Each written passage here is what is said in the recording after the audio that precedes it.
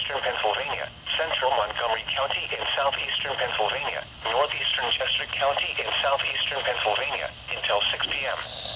At 5:17 p.m., a severe thunderstorm was located near New Morgan, or 8 miles south of Reading, moving east at 50 miles per hour. Hazard, 60 miles per hour wind gusts and quarter-size hail. Source, radar indicated. Impact, minor damage to vehicles is possible. Wind damage to roofs, siding, trees, and power lines is possible. Locations impacted include Reading, Pottstown, and Green Lane. This includes the following highways: 96 and 305.